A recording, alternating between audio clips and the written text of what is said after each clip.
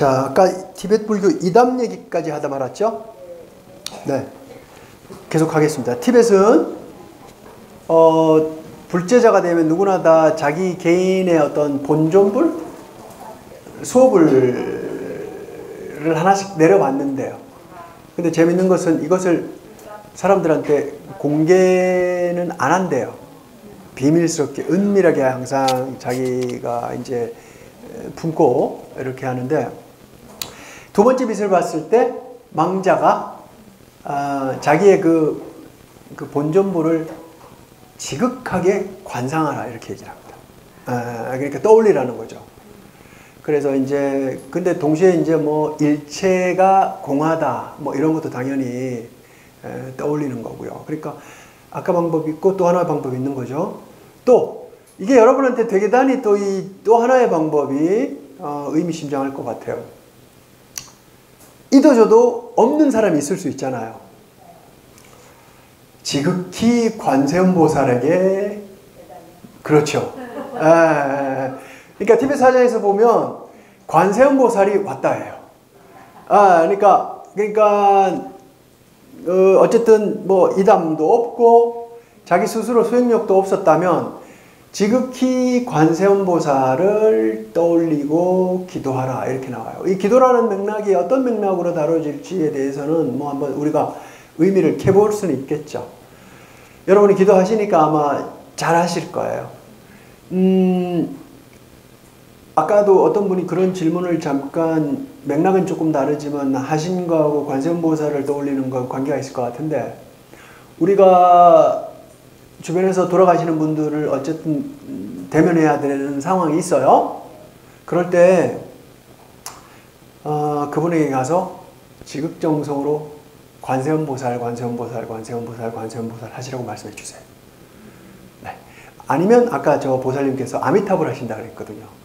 네, 그것도 괜찮아요. 아미타불은 이제 얘기할 그 법성 중에서 아미타불 나와요. 그러니까 아미타불도 좋고 관세음보살도 좋고 지극정성으로 합니다. 대신 요 티베트 불교에서의 전제는 망자에게 이런 걸 읽어줄 때 몸을 터치하지 말라 그래요. 몸을 터치할 경우에는 자칫 잘못하면 그 몸 안에 있는 기라고 표현한 그 생명바람 프라나가 흩어져서 윤회계로 다시 돌아올 가능성이 있다고 말합니다. 그래서 망자의 몸에는 손을 대지 말고 이제 이 경을 읽어줘라 이런 얘기가 있어요. 그리고 또 하나 이제 요것도 말씀드리면 좋을 것 같은데, 그 돌아가시는 분을 이제 부처님 돌아가실 때 어떤 모습 돌아가시죠? 옆으로 이렇게, 그렇죠? 사자 자세라고 표현하죠. 이렇게 오른쪽으로 이렇게 누운 자세. 그리고 망자의 여기 동맥을 이렇게 눌러주라 그래요. 왜냐하면 중앙에 그 나디라 그래서 맥관으로 번역하는데, 그 중맥이 있고 오른쪽 왼쪽 오른쪽으로 이렇게 또 맥이 흘러요. 맥관이 흐르는데, 살아있을 때는 그 프라나라고 얘기하는 그 생명바람, 생명풍이 이 좌우의 맥관을 통해서 계속 돈단 말이에요. 이렇게 교차가 돼요. 이렇게 꼬여갖고, 뱀이 왜 여러분 그 뱀 두 마리 이렇게 나무에 이렇게 꼬여서 올라가는 거 보신 적 있죠? 아스클레피어스의 그 지팡이라고 해서 그것처럼 맥관도 그렇게 올라가요. 이렇게 꼬아서 그걸 타고 에너지가 몸을 돌아다니면서 우리가 이렇게 살아있는 건데, 죽으면 그 에너지가 이 중앙 맥관으로 이렇게 모인다 그러거든요. 그리고 최종적으로 이 심장의 한 점에서 그 프라나라는 생명바람이 잦아든다고 해요. 그러니까 이렇게 모이는 거죠. 이건 조금 뭔가 인도의 그 고대 생리학하고도 관계가 있는 것 같아요. 근데 요거가 만약에 망자를 옆에 유가족이나 그 경전을 읽어주는 사람이 딱 건드리면 깨질 수 있나 봐요. 그래서 망자의 몸에는 손을 대지 말아라 이런 얘기하고, 또 그 에너지가 여기를 눌러주면 그 생명바람이 이렇게 분산되지 않고 잘 모이나 봐요. 그래서 여기도 이렇게 눌러준다고 합니다. 대신에 이 눌러주는 것은 여기에 좀 전문가가 해야 돼요. 아무나 막 하면 안 돼요. 그래서 뭐 그거는 이제 티베트 불교 맥락에서 이제 그런 얘기가 있습니다. 자, 중요한 것. 관세음보살이 왔다다. 그래서 우리가 이제 여러분들 그런 상황이 벌어지면 관세음보살 이렇게 하라고, 또는 아미타불도 좋습니다. 그분한테 정보를 망자한테 좀 주시면 좋을 것 같습니다. 자, 요 첫 번째, 두 번째 빛이 그렇다면 총 한 3박 4일 걸리죠. 3박 4일.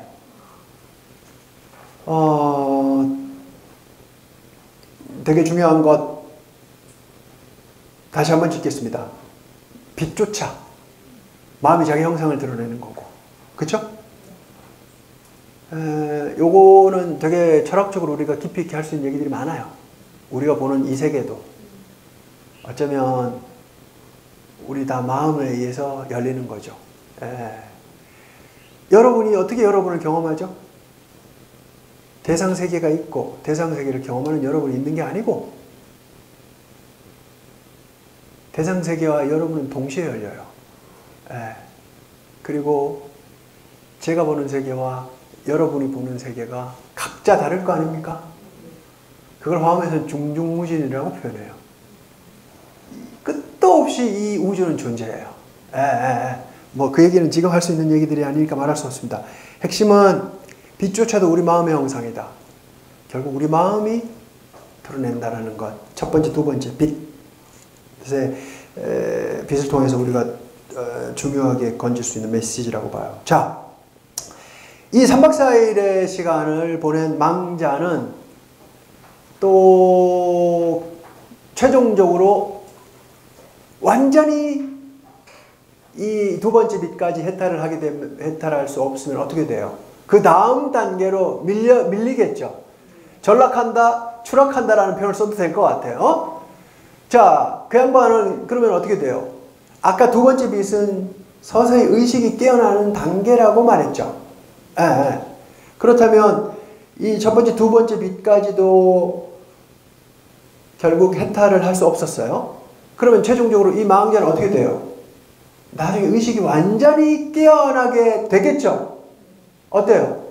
의식이 완전히 깨어난 것, 우리 아침에 잠자리에 깨어날 때 비몽사몽간에 있다가 의식이 완전히 깨어나서 맑은 의식으로 딱 깨어나는 거와 마찬가지로 망자가 결국 그 근본식, 빛 보는 근본식이 빛이 최종적으로 빛이 사라짐과 동시에 자기 의식이 완전히 깨어나게 되는 거 아니에요. 중유로 완전히 탄생하게 됩니다. 아시겠어요? 아까 두 번째 빛까지는 아직까지도 이 세계에 적당히 걸쳐져 있었어요. 그러니까 가족도 보이죠. 그렇죠? 첫 번째 빛은 죽어가는 과정에 있기 때문에 당연히 망자의 식은 몸 안에 있겠죠. 그러나 두 번째 빛을 볼 때는 잠시 혼절했다 깨어난다고 표현했어요. 그런데 첫 번째 빛보다는 흐릿하죠. 그리고 의식도 깨어나고 있다고 말했어요. 이때는 의식이 몸을 떠나고 있는 상황이라고도 표현할 수 있어요. 다시 표현하면 망자가 중유로 막 태어나고 있는 단계라고도 표현할 수 있어요. 그렇다면 명륜의식이 완전히 중유 상태로 깨어났다라고 표현하는 것은 중유로 완전히 태어났다라고도 표현할 수 있겠죠. 자, 이때는 이제 빛이 존재하지 않습니다. 이때는 빛이 존재하지 않고 망자가 경험하는 대상세계 배면에 다양한 색깔이 드러나요. 그리고 다양한 형상으로 드러나는 어떤 대상들이 있어요. 그게 총 14일 동안 경험됩니다. 자, 이 망자가 14일 동안 첫 번째 임종중에서 경험하는 두 빛을 통해서 해탈하지 못해서 두 번째 14일 동안 법성중유를 경험하게 되는데, 이때는 망자의 시체가 썩어가겠죠. 이제는 썩어가기 시작해요. 진물도 나고 이제 썩어가기 시작합니다. 자, 그리고 이때 망자의 식은, 우리는 영혼이란 말을 쓰지 않아서 제가 식이란 말 쓰는 거예요. 최종적으로 몸을 떠나요. 분리됐어요. 그런데 읽어준다고 계속 알려줘라 하는 거 보면 망자 눈에는 망자의 세계가 열렸음에도 뭐 우리랑 어떻게 뭐 소통이 되나 봐요. 그렇죠? 그렇잖아요. 그런 맥락이 있겠죠. 자, 망자는 이제 마음으로 만드는 몸이라 그래서 그 의도할 때 뜻의자 있죠. 그 의생신이라는 개념을 씁니다. 그러니까 의생신은 오온을 갖춰요. 그러나 우리 일반적 오온은 이런 색법이잖아요. 근데 의생신의 색법은 이런 일반적 우리 바깥 대상에서 경험되는 색법하고는 다른 마음이 만드는 색법이에요. 마음이 만드는 색법이기 때문에 성질은 달라요. 손쉽게 예를 들자면 꿈속에서 경험하는 여러분의 감각을 떠올리시면 됩니다. 여러분 꿈속에서 우리 피부 감각, 피부 촉감 다 느끼죠? 뭐 만지고 이런 경험들 다 있잖아요.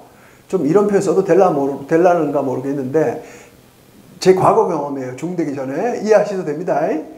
뭐 예를 들어서 우리 한창 혈기왕성하고 할 때 뭐 이성을 꿈속에서 만나는 체험들이 있을 수도 있잖아요. 그때 감각을 생생하게 느끼거든요. 그렇잖아요? 그러니까 그게 뭐냐면 꿈속에서 우리 육체가 비록 이런 색법하고는 성격이 다르지만 마음이 만드는 몸, 즉 마음이 만드는 색법으로 만들어지는 몸이 있단 말이에요. 그러니까 이 중유의 몸도 그 꿈속에서 경험하는 그 몸하고 마찬가지예요. 수상행식 당연히 있겠죠. 수상행식 당연히 있단 말이에요. 자, 그리고 이 두 번째 그 법성중에서는 총 14일 동안 망자가 앞에 6일 동안 선정부처님 만나고 7일째는 선정부처님과 뒤에 남은 기간 동안 나오는 분노부처님이 동시에 딱 구족되어 있는 지명존이라는 부처님을 만나요. 7일 동안. 그리고 남은 나머지 기간 동안 이제 아주 막 그 분노한 부처님 형상을 갖춘 부처님을 보게 됩니다.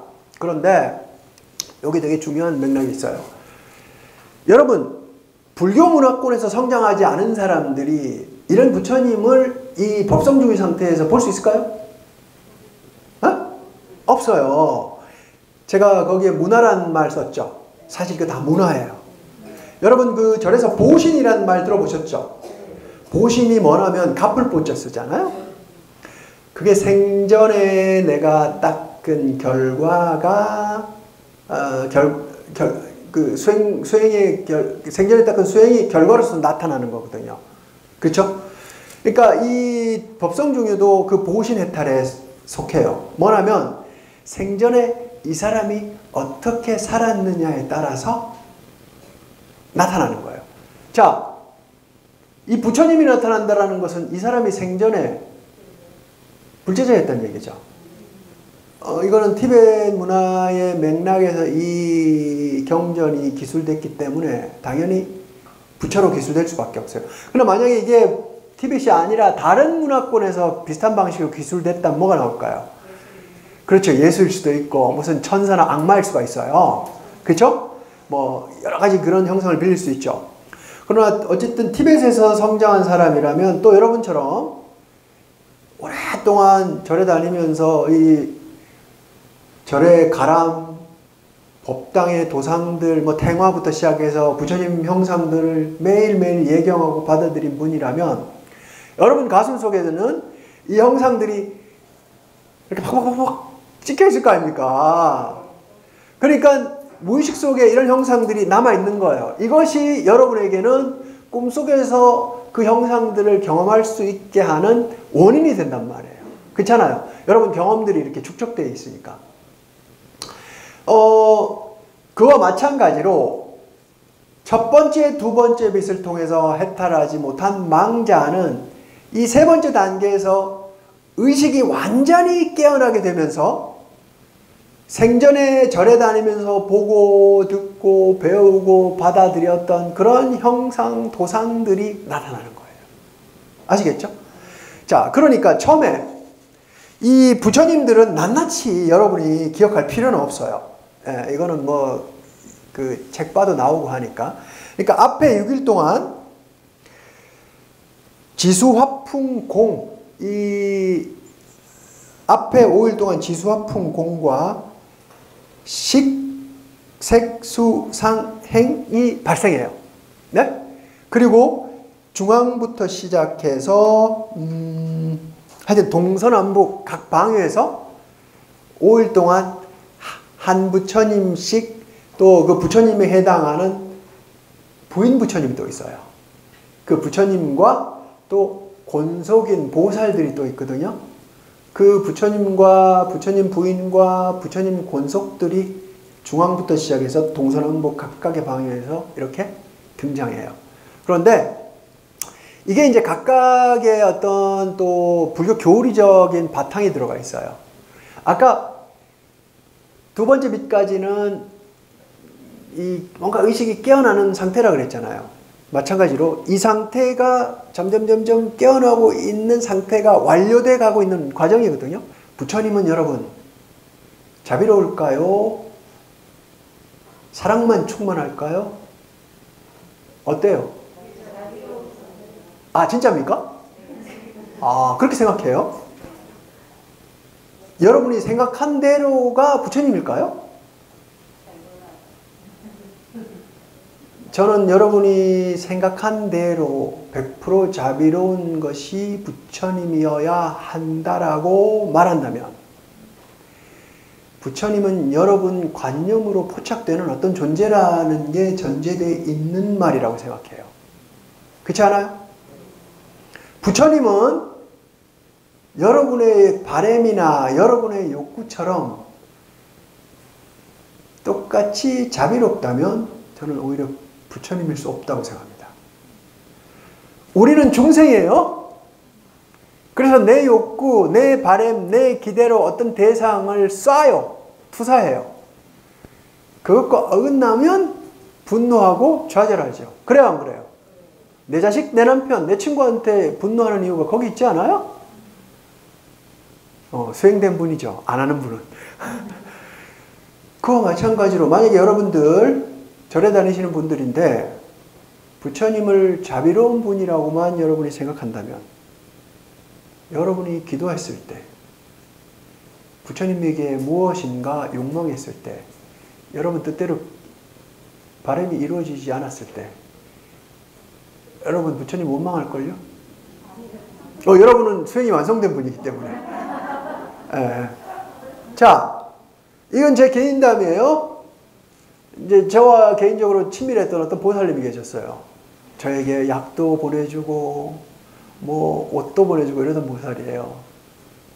또 뭐 되게 이제 좀 뭐 수준 높은 얘기도 그 보살님이 잘하셨어요. 이제 자식이 올해 대학 갔거든요. 원하는 대학을 못 갔어요. 그 다음부터 저하고는 맨날 전화하고 전화 한 통화도 안 하더라고. 저는 그 보살을 원망하는 게 아니고, 아니 나름대로 이유가 있겠죠. 그 보살이 좀 좋게 생각합시다. 제가 하려는 얘기는 그 보살이 그런 것은 그 보살이 부처님을 자기가 생각하는 어떤 바램의 표상으로 이해했기 때문이라고 봐요. 이해하십니까? 네. 그런데 그가 원한 바를 부처님이 이루어주지 않았으니까 그 중간에서 불교로 이끌었던 해도란중을 땡중이라고 보는 거죠. 에? 에?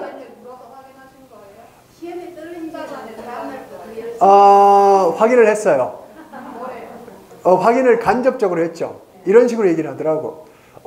이제 스님에게 제 마음이 안 가는 것 같아요 라고 얘기를 하더라고. 알겠습니다. 제가 다시 한번 기대해보죠. 알겠습니다. 제가 그 보살을 원망하는 게 아니라 이게 그 보살한테 내가 피해가 될 수도 있겠다 얘기를 던지고 보니까 좀 잘 새겨 들으세요. 비난이 아니에요. 그런 일이 있을 수 있잖아요. 절집안에 뭐 어떤 사정이 있겠죠. 자, 제가 얘기를 하는 이유는 뭐냐면 우리도 부처님을 그런 기대를 갖고 내 표상으로 이해하는 측면이 있어요. 그렇죠? 근데 만약에 부처님이 여러분의 표상 또는 바람대로 이해되는 부처님이라면 그건 참 부처님이 아니에요. 부처님은 여러분의 욕구, 바람, 표상을 벗어나 있는 존재일 수밖에 없어요. 이해하십니까? 그럼 부처님은 선언 부처님이란 규정조차도 부처님을 특정한 영역이나 한계 안에 묶는 거기 때문에 말할 수가 없어야 돼요. 그런 방식으로. 이해하십니까? 그러면 부처님은 선하다고도 할 수 없고 선하지 않다고도 말할 수 없어요. 그럼 부처님은 어떤 존재죠? 결국에는 부처님은 말할 수 없는 존재로 규정되어야 돼요. 그러면 이것을 형상이나 도상이나 이미지로 표현할 때 부처님은 선하면서 동시에 악하거나 무서운 존재로 표현돼야 돼요. 이해하십니까? 자, 티벳에서 탕카에서 부처님을 대단히 무섭고 분노존의 모습으로 표현하는 이유는 바로 이런 철학적 맥락도 있어요. 우리 동북아시아에서는 부처님을 되게 인자하고 자비롭고 좀 풍요로운 분으로 그리죠. 근데 남방 가면 부처님을 고행상할 때 되게 이렇게 비골이 상접한 부처님 모습을 형상으로 이렇게 불상으로 만들어 놓거든요. 근데 우리 동북아시아에서 풍만하고 인자한 부처님을 봤던 분들이 그 부처님 보면 되게 불쾌하고 낯설어해요. 그러니까 이제 우리가 진리를 드러내는 방식은 여러 가지가 있는 거죠. 그와 같은 방식도 있고, 또 티벳과 같이 부처님은 선하게만 규정할 수도 없고, 그렇다면 동시에 악한 측면도 가질 수 있고, 그래서 되게 불편한 측면을 부처님의 속성으로 드러낼 수도 있어요. 아시겠죠? 그럼 지금 제가 세 가지 맥락 말씀드렸죠. 정신 바짝 차리라는 의미 하나, 또 하나 뭐죠? 에고의 해체. 그러니까 나의 해체. 그렇죠? 나의 해체 하나. 그 다음에 지금 말씀드린 부처님은 선하지도 악하지도 않다. 양가적인 존재로 그리는 거예요. 네, 그런 거. 이런 거 되게 무시무시해요, 사실은. 양가적인 거. 이건 절대로 잡히지 않는 존재야. 맞죠? 이건 착한 줄 알았더니 아니야. 아니, 나쁜 줄 알았더니 그것도 아니야. 어쩌란 말이죠? 사실 진리의 속성은 이래요. 진리의 속성이 이래요. 여러분, 삶의 진실이 드러나는 상황이 어떤 거예요? 행복인 줄 알았더니 알고 봤더니 행복이 아니었더라. 이게 고통인 줄 알았더니 시간 지나고 보니 행복이 아니었더라. 이거 아니에요. 여러분이 그것을 받아들일 때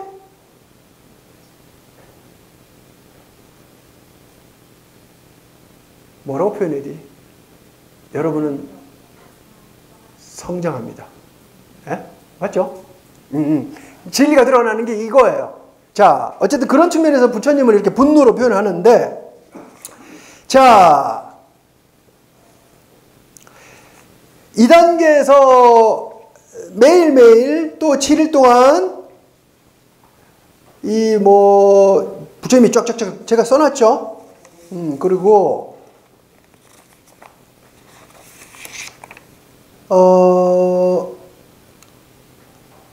5일째까지 이 부처님들이 나타난단 말이에요. 근데 재밌는 거는 이 분노존의 모습을 그 선정 부처님 각각에 해당하는 5일 동안의 부처님이 있었죠. 결국 그 부처님이 이런 모습으로 드러난 것이다. 이렇게 아는 것. 그렇다면 뭐예요? 역시 이것도 내 마음이 드러난 거 아니잖아. 내 마음이 드러난 거잖아요. 그런 거를 알 때 바로 해탈해요. 바로 해탈, 보신 해탈이 가능하다. 자, 그 다음에는 또 6일째, 7일째는 분노의 본모, 동물머리, 귀모, 만다라 네임을 지키는 동물머리, 귀모 이렇게 나는데, 이 부처님들은 인도에 여러분 티베트에 만다라 있죠. 사실은 이 만다라 안에 나오는 부처님들이기도 하거든요. 그 만다라의 외곽으로 가면 갈수록 부처님은 아니고 보살들이나 또는 하급신에 해당하는 뭐라고 표현해야 되나? 신이라고 얘기하기는 좀 애매한데, 인도 신화에서 나오는 그런 낮은 하급신들이 있어요. 낮은 하급신들. 그런 하급신들이 불교로 받아들여져서 이렇게 표현되는 거예요. 그 신들이 6일과 7일 동안 나옵니다. 자, 그런데 이 모든 것이 내 마음이 지어내는 거다. 그렇죠? 내 마음이 형상을 발현시키는 것이다 라고 알 때 바로 망자는 해탈합니다. 그런데 이까지 가도 이제 14일째 정도 되잖아요. 이제 되면 이때 만나는 존재가 있어요. 염라대왕이 이 14일째쯤 되면 나온답니다. 염라대왕이. 모르겠어요. 이게, 저 보살님이 하셨는데, 이게 이제 보면은 텍스트마다 또 이 기술들이 좀 다른 것들이 있어서, 똑 떨어지게 얘기하기는 어렵지만, 염라대왕이 생전에 이 망자가 지은, 업들 있죠. 그 업들을 적은 뭐라 그래야 되지? 장부 같은 거 들고 나온다 그래요. 제가 있던 실상사에 네팔에서 온 중이 좀 몇 년 살았었어요. 그래서 티베트 불교권이라서 직접 들을 수 있었는데, 티베트에서는 역시 네팔이나 인도 라닥 같은 데서도 불교 문화권에서라서 동일한 이 염라대왕과 관련된 얘기가 있는데, 사람이 태어나면 오른쪽과 왼쪽에 라카르충, 대낙충 뭐 그렇게 얘기한 것 같은데, 선업과 오른쪽, 불선업을 이렇게 숫자 세듯 계속 세는 일종의 눈에 보이지 않는 귀신 같은 존재가 따라다닌답니다. 라카르충, 대낙충. 그런데 이 양반들이 이 귀신이라고 그래야 되나? 뭐 자연정령이라고 해야 되나? 하여튼 개념이 좀 똑떨어지게 표현되기 애매한데, 최종적으로 내가 명의다에서 이 염라대왕 앞에 갔을 때 이 양반이 살아서 어떤 죄를 졌다, 어떤 죄를 졌다 이렇게 다 계산해 준답니다. 거기에 근거해서 염라대왕이 이렇게 그 다음에 이제 내가 받아야 할 과보를 어떻게 해준다고 얘기를 해요. 자, 이 상태에서, 이 법성중인 상태에서 망자는 명심해야 될 게 몇 가지가 있습니다. 이 상태는 최종적으로 망자가 육체를 완전히 떠난 상태잖아요. 그리고 아까 말씀드린 것처럼 의식도 명료하게 완전히 깨어나는 과정을 거쳐서 최종적으로 완전히 중유로서도 자기 뭐라고 해야 되나? 깨어났어요. 중유로서 탄생한 거란 말이죠. 그러니까 자기가 죽었다는 사실을 명료하게 받아들여야 돼요. 중유는 중유 세계로 태어났어요. 그러니까 죽었는지 안 죽었는지 중유 세계만 경험하고 있으니까 모를 수도 있잖아요. 그리고 티베트 사자에서는 기본적으로 망자에게 이걸 읽어줄 때 망자가 들을 수 있다는 게 전제되어 있으니까, 너는 지금 죽었다. 너는 지금 죽었다라는 걸 명심해라. 그럼 선택할 게 뭐가 남았어요? 이 중유는 자기 앞에 나타나는 형상을 받아들이던가, 그것이 자기 마음에 의해서 지어진 형상이라는 사실을 받아들임을 통해서 해탈이 가능한 거잖아요. 다른 걸 선택하면 윤회계로 다시 뛰어든다라는 거잖아요. 그러니까 죽었다라는 걸 받아들인다라는 것은 자기의 선택지는 오로지 그것밖에 없다라는 걸 받아들인다라는 거예요. 그렇죠? 그래서 그거를 명심해야 되는 것 하나 하고, 또 나타난 모든 것이 자신의 마음에 의해서 발현됐다라는 것을 명료하게 잘 아는 것, 이것이 대단히 중요한 것으로 다뤄집니다. 자, 이제 시간이 다 됐어요. 여러 가지 얘기를 많이 했는데 결국 핵심은 이겁니다. 중유 상태에서 최초의 두빛이든 또 다양한 선정부처님이든 분노부처님이든 이것도 다 마음에 의해서 나오는 것이다. 그리고 두 번째, 법성중유의 경우는 생전에 이 사람이 절에 다니고 선업공덕을 잘 쌓고 했기 때문에 나온다라는 것이 되게 중요한 사실이에요. 자, 그렇다면 여러분도 절에 잘 다니고 이런 또 재밌는지 없는지는 모르지만 강의도 듣고 하신단 말이에요. 불일불교대학에서.